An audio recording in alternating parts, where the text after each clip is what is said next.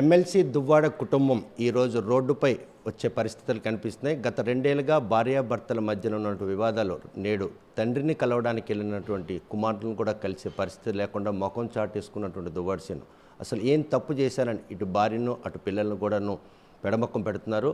ఈ విషయంపై మనతో మాట్లాడిన దువ్వాడ వాని ఉన్నారు. చూస్తే కనుక ఎన్నాళ్ళ నుండి మీ తాలూకు ఈ విభేదం ఈరోజు పిల్లల రోడ్డుకు వచ్చిన పరిస్థితి ఉంది. ఒక సంపన్నమైన కుటుంబంలో పిల్లలు రోడ్డు మీదకి వచ్చి నాన్న కావాలి అని ప్రాధాయపడుతున్నారంటే ఏ పరిణామాలు మీకు ఈరోజు మీ కుటుంబాన్ని రోడ్డు?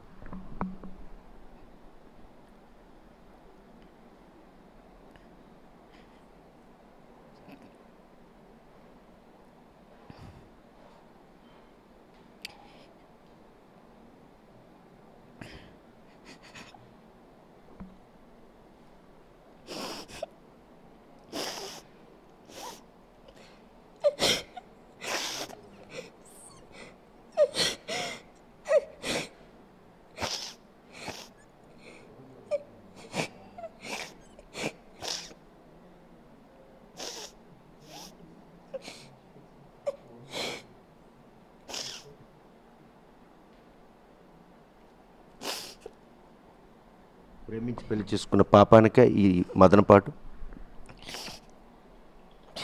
సార్ నాకు ఒక 50 years, ఆయనకు ఒక 59 వెళ్ళిపోయి 60 వస్తుంది సార్. పాపకు కూడా పెళ్ళి అయిపోయింది.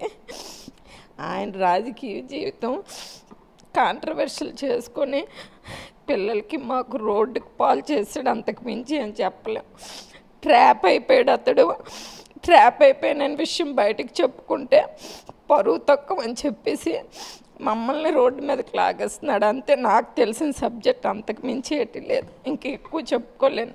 కరెక్ట్గా నాకు 2022 ఆగస్ట్ సార్ చిన్న కామన్గా ఒక 45 years ఏజ్లో చిన్న హిస్టరాక్టమీ ఆపరేషన్ కామన్గా అవుతుంది. అది జస్ట్ సర్జరీ అయ్యింది నాకు.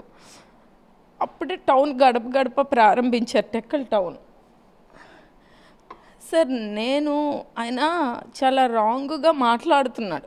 చాలా ఛానల్స్లో చూసాను. ఈ రోజు వరకు నా ఫ్యామిలీ విషయం నేను ఏ ఛానల్లో కూడా మాట్లాడలేదు, మాట్లాడదలుచుకోలేదు.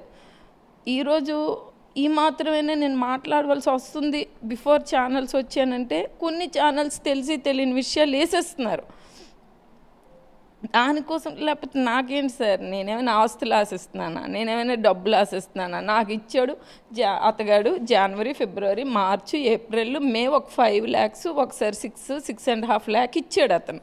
అంతే గట్టుగా ఒక 20-25 lakh ఇచ్చాడు, లేకపోతే 30 lakh ఇచ్చాడు. అతను బ్యాంక్ స్టేట్మెంట్ కూడా తీసుకుంటే తెలుస్తుంది. అది కూడా నాకు ఇన్ఛార్జ్ ఉన్నంతసేపు నాకు చాలా ఖర్చు అయింది. ఇన్ఛార్జ్గా నాకు ఒక 7-8 months ఇచ్చారు. ఇచ్చిన తర్వాత నాకు చాలా ఎక్స్పెన్స్ అయింది. అది ఇక్కడ ప్రజలందరికీ తెలుసు. పార్టీకి నాకు 1 rupee కూడా ఇవ్వలేదు ఆయన. 1 paisa కూడా ఇవ్వలేదు. నాది ఒక 50-60 lakhs గోల్డ్ కూడా ప్లెడ్జ్ ఆయన కోసమే పెట్టాను, నా కోసం కూడా కాదు. మా ఫైనాన్షియల్ పొజిషన్ కూడా మీకు తెలుసు. ఏంటంటే ఎప్పుడు ఫైనాన్షియల్ స్ట్రెస్లోనే మేము ఉన్నాం. ఏమీ మాకు ఏం కోట్ల రూపాయలు డబ్బులు పడిపోయిన పరిస్థితి లేదు. ఒక బ్రౌన్ క్వారీ అనేది నాకు ఒరిస్సాలోనే అప్పుడులో ఫైనాన్స్ అంతా 1 rupeeతో సహా నేనే పెట్టిన. అప్పుడు రోజుల్లో 2 lakh అవ్వచ్చు, 3 lakh అవ్వచ్చు. తక్కువ డబ్బులు ఆ రోజు ఒక 94 years బ్యాక్ ఏవో పెట్టామో. ఏదో అదృష్టం కొలిది వచ్చింది. అది మ్యాటర్ ఆఫ్ మనీ వల్ల వచ్చింది కాదు. మా అదృష్టం కొలిది డబ్బులు వచ్చి తక్కువ డబ్బులతోనే మేము అది వచ్చింది. తర్వాత ఈయన ఏదో డిగ్రీ కాలేజ్ ఏదో పెడతానంటే మా ఫాదర్ అక్కడ ఒక 2 acres పెట్టి పాతపట్లలో ల్యాండ్ కూడా కొన్నారు. తర్వాత ప్రతి ఫైనాన్షియల్ సపోర్ట్ కూడా మా పేరెంట్సే నాకు ఇచ్చుకొని కూడా వచ్చారు. అది ప్రజలందరికీ తెలుసు. తెలిసిన తర్వాత దాన్ని ఏంటంటే పేరెంట్స్ ఏంటంటే యాక్చువల్గా మా పేరెంట్స్కి ఎగ్నెస్ట్గా నేను మ్యారేజ్ చేసుకున్నాను, అందరికీ తెలిసిన విషయం. ఇంటి నుండి కూడా నేను బయటికి వెళ్ళిపోయి ఫాదర్ని ఎగ్నెస్ట్ చేస్తూ అర్ధరాత్రి అప్పుడు నేను నడుచుకొని వెళ్ళిపోయాను. అది కూడా May 31st, 1994. May 31st date చెప్తున్నాను. జిల్లా లీడర్స్ అందరికి మా ఊర్లో ఎన్నో ఇయర్స్కి అమ్మవారి సంబరాలు వస్తాయి. సంబరాలు వచ్చేటప్పుడు పెద్ద ఫంక్షన్ చేస్తారు. చుట్టాలు, బంధువులు, రిలేటివ్స్, లీడర్స్. డాడీ పొలిటికల్ కాబట్టి ఎర్రనాయుడు గారి మీద అప్పటికే 2-3 times చేస్తున్నారు. మా గ్రాండ్ ఫాదర్ కూడా ఎమ్మెల్యేగా పోటీ చేస్తున్నారు. మా 4 fathers నుండి మాకు పొలిటికల్ హిస్టరీ ఉంది. మేము అలాగా చేసుకొని వస్తున్నాము. పెద్ద గ్రాండ్గా మాకు ఇంట్లో ఏమైనా ఫంక్షన్స్ అయితే మాది ఉమ్మడి ఫ్యామిలీస్, రిలేటివ్స్, చుట్టాలు, బంధువులు అందరూ పెద్ద ఫ్యామిలీ మాది వస్తారు. దాంట్లో వీళ్ళు కూడా మాకు రిలేషన్, బయట వాళ్ళు అయితే కాదు. మా డాడీకి పిన్ని మనవడు ఇతను. వీళ్ళ క్యారెక్టర్స్ ఏంటో మా ఫాదర్కి తెలిసి ఎట్టి పరిస్థితులు వీళ్ళ ఫాదర్ ఒక ఎంప్లాయ్, ఆయన చాలా గౌరవమైన అతను. అదైతే నేను చాలా క్లియర్గా చెప్పగలను. కృష్ణమూర్తి గారు అని వెరీ గుడ్ ఫెలో, చాలా పెద్ద ఆయన, చాలా పెద్ద మనిషి అని నేను చెప్తాను. ఆయన అంటే మా ఫ్యామిలీలో అందరికీ గౌరవం ఉంది. కాకపోతే ఇతను కానీ వీళ్ళ మదర్ కానీ లేకపోతే వీళ్ళ బ్రదర్స్ కానీ వీళ్ళ తీరు కానీ అక్కడ పలాసలో కానీ మా రిలేటివ్స్లో కానీ వీళ్ళు ముందు నుండి చేస్తున్న విధి విధానాలు కానీ ఎవరూ హర్షించేవారు కాదు. మా రిలేటివ్స్ కూడా హర్షించేవారు కాదు. ఒక్క మా పేరెంట్స్ ఈ మ్యారేజ్కి ఎగ్నెస్ట్ చేస్తే వేరు, ఎంటైర్ మా రిలేటివ్స్ ఎగ్నెస్ట్ చేశారంటే అర్థం చేసుకోండి. ఎంటైర్ రిలేటివ్స్, ప్రతి ఒక్క రిలేటివ్ దగ్గరికి వెళ్ళి ఇంటర్వ్యూ కూడా మీరు తీసుకోండి. అయినా కూడా ఆయన ప్రేమించారన్నటువంటి ఉద్దేశంతోనే ఆయన జీవిత భాగస్వామికి ఎన్నుకున్నారు. వినండి సార్, నేను ఆ రోజు అర్ధరాత్రి అప్పుడు నడుచుకొని వెళ్ళిపోయాను ఇలాగా ఇక్కడ నుండి మా రోడ్డు మీద నుండి నడుచుకొని వెళ్ళిపోతుంటే మా ఫాదర్ వాళ్ళ డ్రైవరు కనిపించాడు తోవలో. అప్పటికే మా ఫాదరు అతను టెక్కల్ కాంప్లెక్స్కి వచ్చారు. శ్రీను గారు, మీ పేరెంట్స్ మాకు ఫంక్షన్కి పిలలేదు, మా పేరెంట్స్కే పిలిచారు ఫంక్షన్కి, ఒకవేళ మీ బాబుకైతే పట్టుకొని రాకండి, పట్టుకొని వస్తే మేము ఊరుకోమని వార్నింగ్ ఇచ్చారు. సో నేను టెక్కల్ కాంప్లెక్స్లో ఉన్నాను, నాకు వద్దన్నారని అంటే మా కార్ డ్రైవర్కి పట్టుకొని వెళ్ళి కాంప్లెక్స్కి వెళ్ళి మా ఫాదర్ వాళ్ళ ఎదురుగా నేను తెచ్చిపెడితే మా ఫాదర్ మా డ్రైవర్కి కొట్టారు. నువ్వెందుకు పాప అంటే వేలాది మంది జనాలతో ఉన్నారు, డాడీకి నేను టెక్కలు వెళ్ళానని తెలియదు, కొట్టారు మా డ్రైవర్కి. ఆయన చనిపోయాడు కూడా యాక్సిడెంట్లోన. కొట్టి ఎందుకు నువ్వు పాపను పట్టుకొని వెళ్ళావు అన్నారు, కొట్టారు. కొట్టిన తర్వాత జరిగిపోయింది సిచ్యువేషను, అయిపోయింది. నేనే అతనికి డ్రైవర్కి కొట్టేశారు, వీళ్ళ పేరెంట్స్కి లెఫ్ట్ అండ్ రైట్ ఇచ్చేసారు, అన్నీ బాధ వేసేసి వాళ్ళు కూడా బయటకు వెళ్ళిపోతుంటే మీరు వాళ్ళకి ఇన్సల్ట్ చేశారు కాబట్టి నేను అతన్నే మ్యారేజ్ చేసుకుంటాను. నా రాత్రి అప్పుడు ఆయనతో నేను వెళ్ళిపోయాను, రోడ్డు మీద నేను వెళ్ళిపోతే తోవలో మా డ్రైవర్ కలిసారు. అమ్మ నాన్న నాకు జాబ్ తీసినే మీరు ఇలాగ అర్ధరాత్రి అప్పుడు రోడ్డు మీద నడుచుకొని వెళ్తుంటే నేను భరించలేను, కారు ఎక్కండి అని చెప్పేసి కారు ఎక్కించి కాంప్లెక్స్ వరకు దించారు. డాడీ నేను వెళ్ళేటప్పుడు తల్లి తల్లి తల్లి అని ఏడ్చారు సార్. ఆ ఉసిరే నాకు తగిలింది ఈరోజు. ఆయన నాకు పెళ్ళి చేసినప్పుడు కూడా ఇలాగ పెళ్ళి చేసిన వెంటనే మంచం మీద పడుకుని పోయారు. ఎప్పుడైనా ఎక్కడైనా తల్లి ఏడుస్తుంది, మా ఫాదర్ ఏడ్చారు. ఆయన ఏడ్చి ఆ రోజు ఏడిపించాను. ఈ 80 సంవత్సరాల వయసులో కూడా వాళ్ళకి ఏడిపిస్తున్నాను నేను, అందుకే వాళ్ళకి ఏమీ చెప్పను. నిన్న సిచ్యువేషన్ కూడా నేను వాళ్ళకి చెప్పలేదు. నేను పేరెంట్స్ చేసిన మోసమే, నాకు భగవంతుడి ఏజ్లో నాకు ట్రీట్మెంట్ ఇచ్చాడు. నాకు ట్రీట్మెంట్ ఇచ్చినా పర్వాలేదు, నా పిల్లలకి ఇస్తున్నాడని నేను బాధపడుతున్నాను. పిల్లలకి చెప్పాను సార్, పలాస కూడా వెళ్ళారు వాళ్ళు ఒకసారి. ఆయన ఎంత మూర్ఖత్వం అనేది నాకు తెలుసు. మా పేరెంట్స్కి వాళ్ళ ఫ్యామిలీ మంచిది కాదని తెలుసు, కానీ ఫైనాన్స్ వచ్చింది కదా, ఏ పేరెంట్స్ ఏంటనుకుంటారు సార్, క్వారీ సక్సెస్ అయింది, ఫైనాన్స్ వచ్చింది, మనం ఏదో అనుకున్నాము, పాప బాగానే సెటిల్ అయింది, పర్వాలేదని అనుకుంటారు. అనుకొని టెక్కల్లో ఇల్లు కట్టుకున్నాము, పర్లాకింట్లో ఫ్యాక్టరీ ఒకటి కట్టాము. తర్వాత ఆయన ఏమీ డబ్బులు ఉంచేవాడు కాదు. ఎప్పుడు వచ్చింది కూడాను రాజకీయాలతో కాంట్రవర్షియల్ చేసుకుని వచ్చింది సేవింగ్ చేసుకోవడం అట్లాంటిది ఏమి ఉండేది కాదు. ఇష్టానుసారము రాజకీయాల కింద ఖర్చు పెట్టడము చేయడము చేసేవాడు. అయితే నాకు ఫైనాన్షియల్ ప్రాబ్లం అనేది నేను ఎప్పుడు చూడలేదు. సో దాన్ని ఎలా సేవ్ చేయాలనేది నాకు తెలియదు. సో అట్లా లైఫ్ వెళ్ళిపోయింది. వన్ ఫైన్ మార్నింగ్ క్వారీ అయిపోయిన తర్వాత మేము రోడ్డు మీద పడిపోయిన నుండి మళ్ళీ నేను నా లైఫ్ సర్వైవల్ అతనితో సంబంధం లేదు. మా పేరెంట్స్ మీద డిపెండెంట్, మా సిస్టర్స్ మీద డిపెండెంట్. వాళ్ళ పలాస నుండి ఆయన సంగతి మీకు తెలుసు, ఒక్క రూపాయి తెచ్చింది లేదు, ఎవరు మాకు హెల్ప్ చేసింది లేదు. మా సిస్టర్ దగ్గర నుండి 1,50,00,000 తెచ్చి ల్యాండ్ కొన్నాను 5.5 acres. అది కూడా నేను అప్పుడు వచ్చినాడు ఇబ్బంది పడుతున్నాడని అతను బ్రదర్కి రెండో వైఫ్ ఉంది, మెట్ట రమ అని చెప్పేసి ఆవిడ పేరుని దువ్వాడం లేదు, మెట్టని ఉందని ఆ ల్యాండ్ రాశాను. ఆ ల్యాండ్తోనే ఇది పెట్టి ఇక్కడ ఇల్లు కట్టాడు. నేను సార్ ఇంకొకటి పర్సనల్గా నేను క్యాజువల్గా మాట్లాడుతున్నాను, it's not an interview, nothing, పక్కన పెట్టండి. నేను బాధపడుతుంది ఏంటి అని అంటే, ఇదే పని వాళ్ళ అన్నదమ్ములకు కూడా ఆడపిల్లలు ఉన్నారు, పలాసలో ఇల్లు కట్టి చేసుకోమనండి, ఈ ఆస్తి అమ్మేసి పలాసలో కట్టుకోమనండి. నాకు వద్దు, పలసలు కొట్టుకుని వాళ్ళ ఫ్యామిలీ ఎఫెక్ట్ అవనాయండి. ఇక్కడ టెక్కల్లో నుండి ఆ ఇంట్లో నుండి ఒక ఇల్లీగల్ అఫైర్స్ని పెట్టుకొని ఆ లేడీ కోసం టెక్కల్లో తెలియని వాళ్ళు లేరు. కానిస్టేబుల్ దగ్గర నుండి డ్రైవర్స్ దగ్గర నుండి చిన్న పిల్లలకి సార్ మీకు తెలీదు, నేను చెప్పితే అబద్ధం, చిన్న పిల్లలకి ట్రాప్ చేసేసి డ్యాన్స్ క్లాసులను పెట్టేసి ఆ పిల్లలు వచ్చేమో ఆ ఇళ్ళకి వెళ్తే ఆ పిల్లలకి ఇల్లీగల్ అఫైర్స్ పెట్టేసి డబ్బులు ట్రాప్ చేసి డబ్బులు తీసేసుకొని అలాంటి వ్యక్తికి తెచ్చి ఇంటిలోని పెడితే నా పిల్లల భవిష్యత్తు వెళ్ళిపోమనండి పలాస. నేను ఇప్పటికే అంటున్నాను, మాకు ఆ ఇల్లు అమ్మేసి పలాస వెళ్ళిపోమనండి. అప్పుడు వాళ్ళ ఫ్యామిలీ ఎఫెక్ట్ అయితే తెలుస్తుంది. నా ఊరు నా ఇంటికి వచ్చి నా పిల్లలకి లైఫ్ డ్యామేజ్ చేస్తుంటే నేను ఎలా భరిస్తాను సార్? వెళ్ళిపోమనండి అక్కడికి. కేవలం ఆయన ఈ వివాహేతర సంబంధం నడుపుతున్నారనే ఉద్దేశం తెలిసిన తొలినాళ్ళలో వాణ్ణి ఎందుకు చూసి చూడనట్టు వ్యవహరింది? సార్ నేను మీకు ఒక మాట నేను చెప్తున్నాను, ఆయన చాలా ఇంటర్వ్యూస్లో చెప్తున్నాడు నాకు ఇల్లీగల్ అఫైర్స్ ఉన్నాయి, నేను ఇంతకుముందు కూడా తిరిగాను. ఆవిడ సార్ నాకు మనస్సాక్షిగా ఏ రోజు కూడా ఆయనకి ఇల్లీగల్ అఫైర్స్ ఉన్నాయని తెలీదు.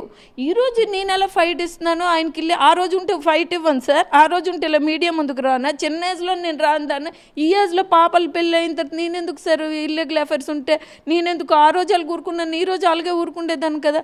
ఎవరికి చెప్తాడు అతడు స్టోరీసు? ఏం మాట్లాడతాడు? అతనుకుంటే బ్యాక్గ్రౌండ్ ఏంటి?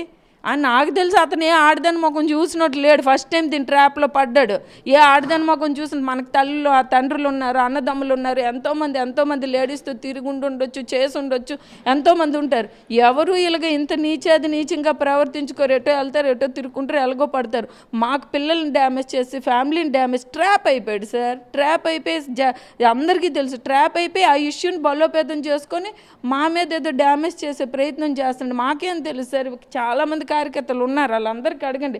వీళ్ళు గడప తిరుగుతున్నప్పుడు మేడం వాళ్ళ పరువులు పోతున్నాయని బాధపడేవారు. వీళ్ళందరూ మా పరువులు పోతున్నాయి, మీరు దయచేసి మేడం చెప్పండి అంటే నేను ఇంటికి వచ్చి చెప్పేదాన్ని. ఆయన గడప ఈవినింగ్ ఆఫ్టర్నూన్ 1 or 2 అయిపోయేది. నేను చెప్పేది ఇదేంటిది క్యాడర్ కంప్లైంట్ ఇస్తున్నారు, ఆవిడెవరంటే లేదు వైశ్యాస్ ఓట్స్ ఉన్నాయి, ఆ ఓట్స్ ఉన్నాయి, ఈసారైనా నేను గెలవద్దని ఇలాంటి మాటలంటే మళ్ళీ వీళ్ళకి నేను కన్విన్స్ చేసేదాన్ని.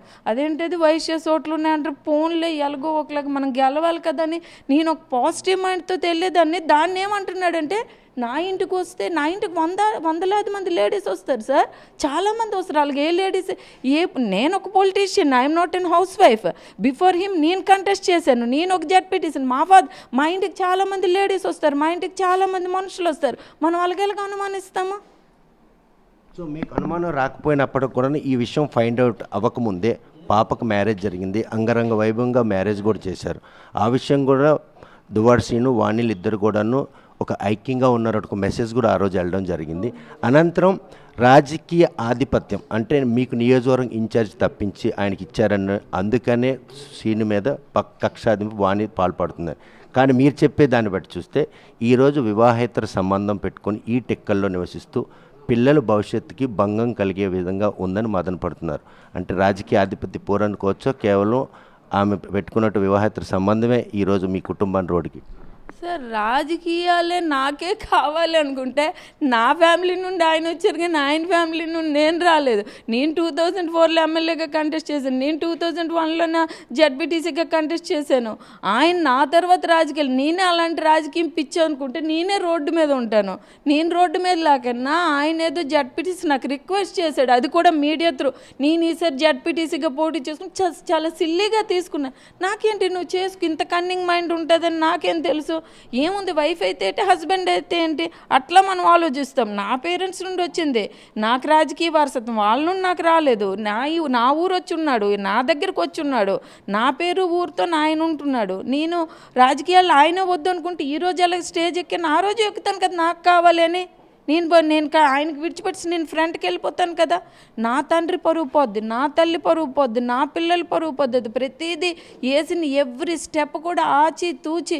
రాఘారావు గారు పాప అంటారా కానీ వాళ్ళు దువ్వాడ కృష్ణమూర్తి అని వాళ్ళ ఫాదర్ పేరు రాదే ఇక్కడ, ఎలాగొస్తుంది? ఆయన నోవే ఈజ్ జస్ట్ రైల్వే ఎంప్లాయ్. ఎందుకు పిల్లలు నిన్న నాన్న కలవడానికి వెళ్ళడం జరిగింది, ఆయన ఎందుకు ముఖం చాటేసి? సార్ నేను ఇప్పటికీ ఒకటే చెప్తున్నాను, ఆయన ఎందుకు చాటేస్తున్నారు అనేది మాకు అర్థం కాని విషయం.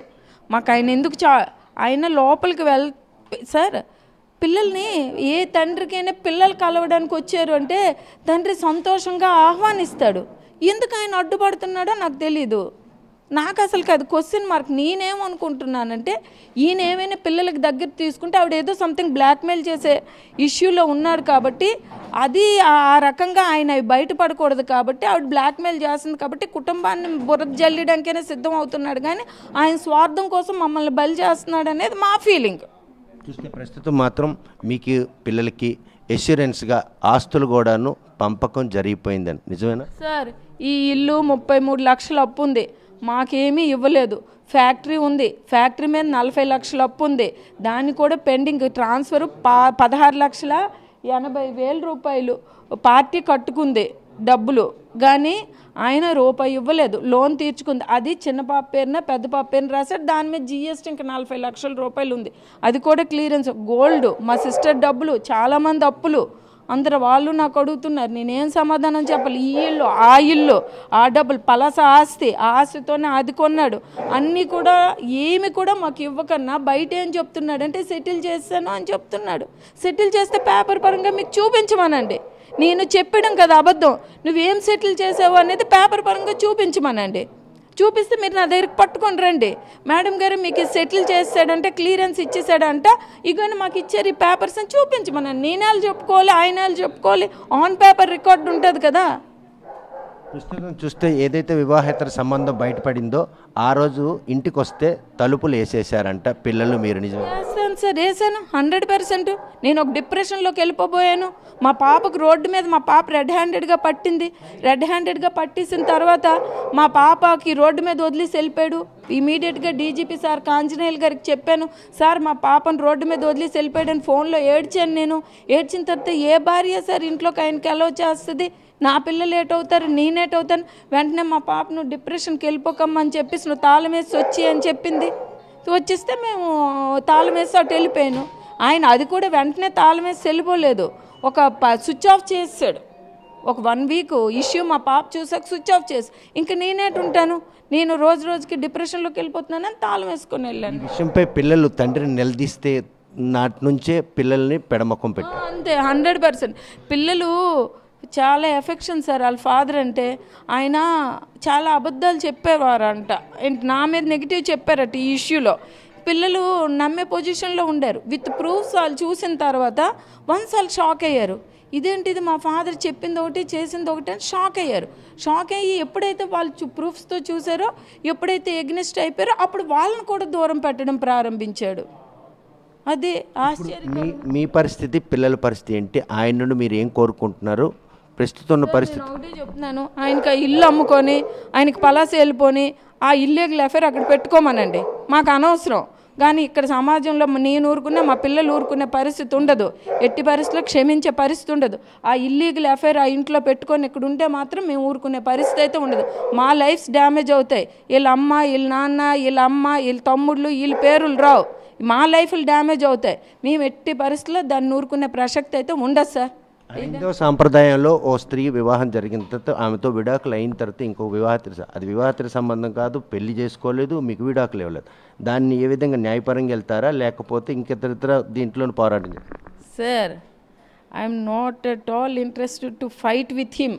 నేను చెప్తున్నాను, ఆయన డైవర్స్ ఇచ్చుకుంటాడా లేకపోతే ఆయన ఏం చేస్తాడా, నేను ఆయన నాట్ ఎట్ ఆల్. ఆయన పిల్లలు నెగ్లెక్ట్ చేస్తున్నారు, పిల్లలు హర్ట్ అవుతున్నారని నేను ఎందుకు ఈరోజు వరకు మీడియా దగ్గరికి ఈ సబ్జెక్ట్ నేను తేలేదు?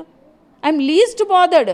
లీస్ట్ ఎందుకు బాదర్డ్? అలాంటి బురదలో రాయేస్తే మన మీదకు తుల్లుతుంది అని ఆలోచిస్తుంది. నేను ఆలోచించినంత పిల్లలు ఎందుకు సార్ ఆలోచిస్తారు? ఇంకొక పాప మ్యారేజ్కి ఉంది, ఆ పాప మ్యారేజ్ అయింది, ఆ పాప ఎఫెక్ట్ అవుతుంది. ఇవన్నీ ఎవరు ఆలోచిస్తారు చెప్పండి? వివాహేతర సంబంధం పెట్టుకుంటాడా, ఇంకొక సంబంధం పలాసలో వెళ్ళి పెట్టుకోమనండి. అప్పుడున్నది వాళ్ళకి ఆడపిల్లలు ఉన్నారు కదా, అప్పుడు తెలుస్తుంది. పెళ్ళొచ్చిన ఆడపిల్లలు అందరూ ఉన్నారు, వాళ్ళకి కొడుకులు పిల్లలు అందరూ ఉన్నారు.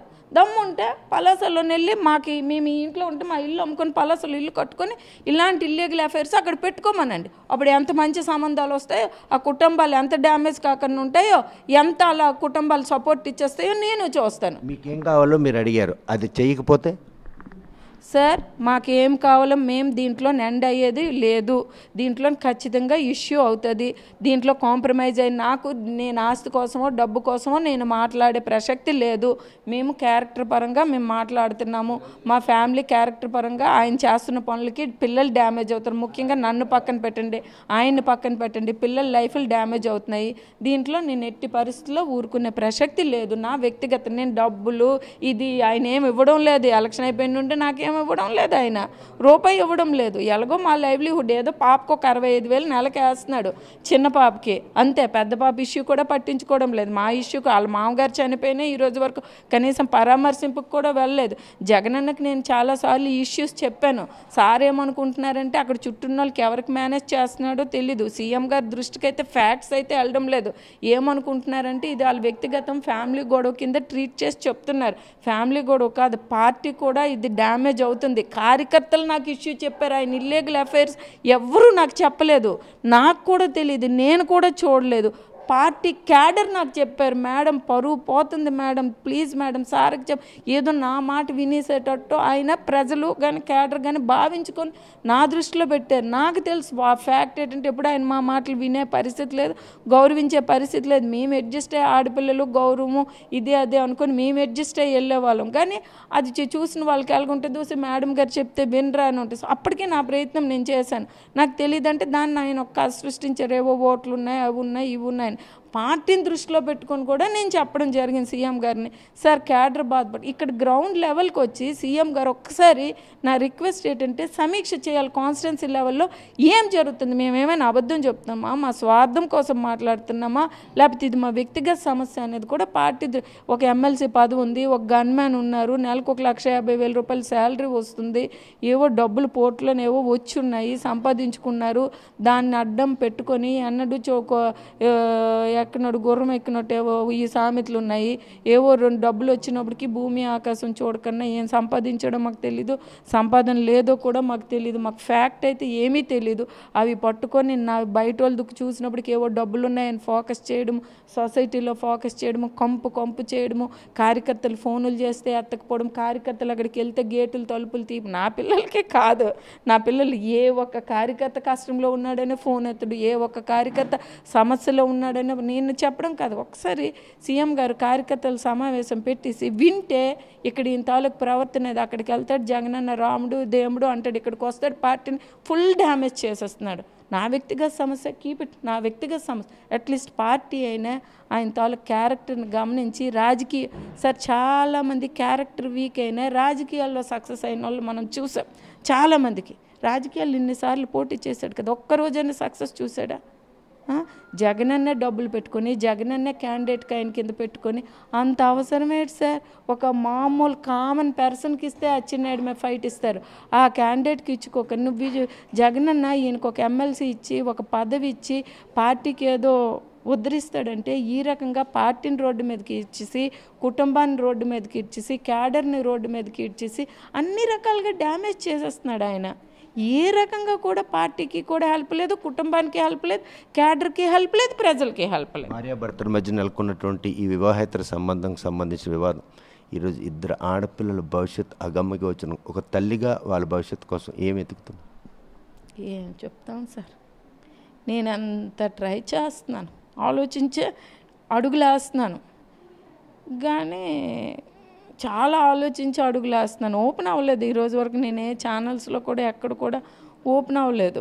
నిన్న పిల్లలు అక్కడికి వెళ్ళారు, నేనన్నా ఫాదర్కి దగ్గరికి వెళ్ళొద్దని నేనన్నా ఆపగలను. వాళ్ళు వెళ్తామన్నప్పుడు నేను ఆబ్వియస్గా వాళ్ళకి నిజాలు తెలియాలి, ఫ్యాక్ట్స్ తెలియాలి. నాకైతే ఆయన ఫ్యాక్ట్స్ తెలుసు, వాళ్ళ తీరు, వాళ్ళ పేరెంట్స్ తీరు, వాళ్ళ బ్రదర్స్ తీరు, వాళ్ళ ఫ్యామిలీ తీరు అంతా నాకు తెలుసు. కానీ పిల్లలకి ఈరోజు వరకు అవి తెలియవు.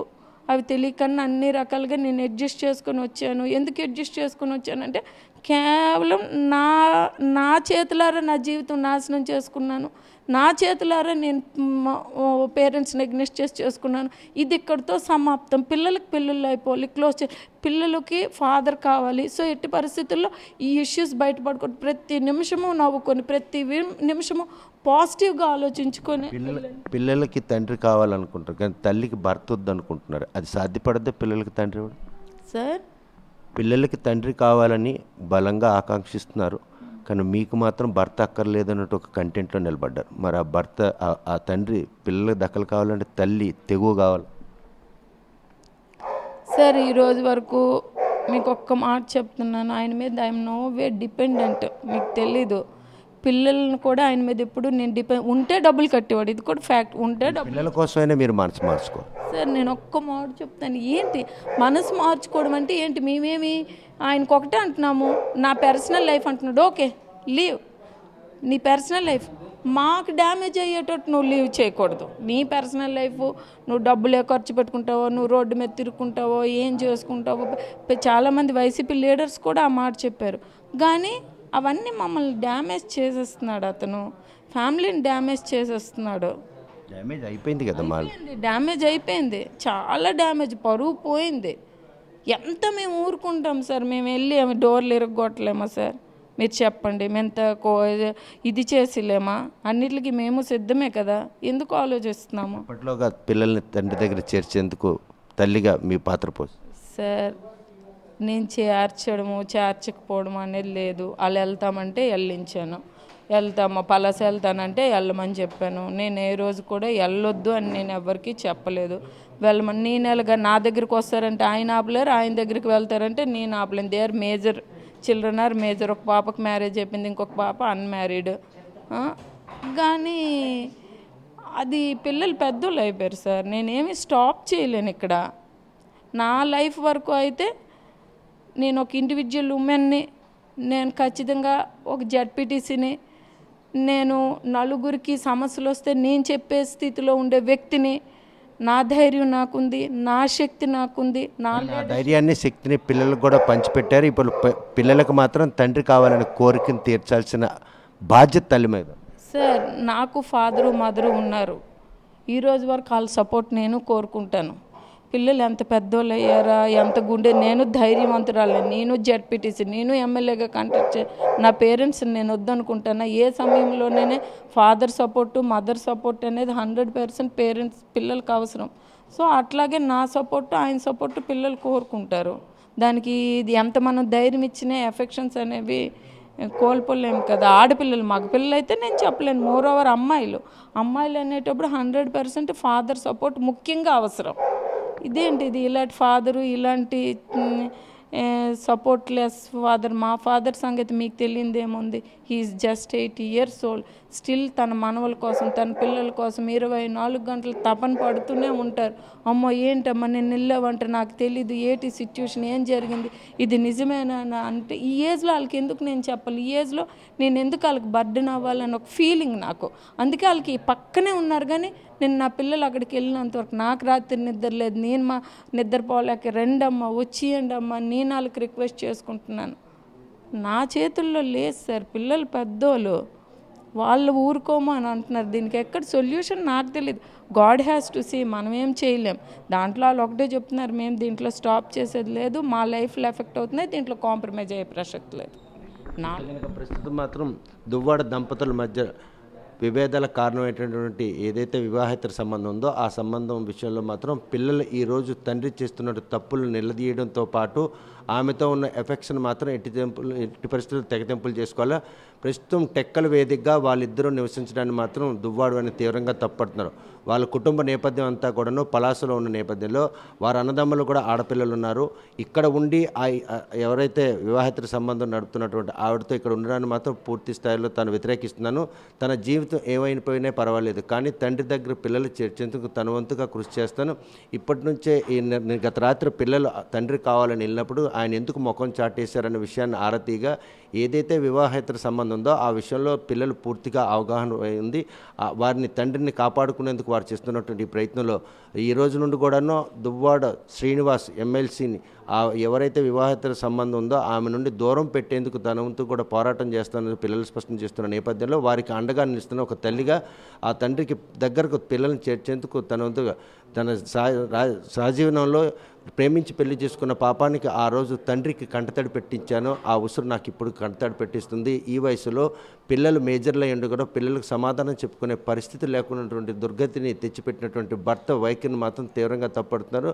ఎవరైతే ఆ వివాహిత సంబంధం ఆవిడ నుండి ఎట్టి పరిస్థితుల్లో దువ్వాడిసిన ఆ చరణను విడిపించేందుకు తన వంతుగా పోరాటం చేస్తానని వాణి స్పష్టం చేస్తున్నారు. టెక్కల నుండి వీడియో జర్నలిస్ట్ రాంకిషన్తో సత్యం, RTV శ్రీకాకుళం. మరిన్ని వీడియోస్ కోసం ఛానల్ ని సబ్స్క్రైబ్ చేయండి, లేటెస్ట్ అప్డేట్స్ కోసం వాట్సాప్ ఛానల్ ని ఫాలో చేయండి అండ్ లింక్ డిస్క్రిప్షన్ లో ఉంది.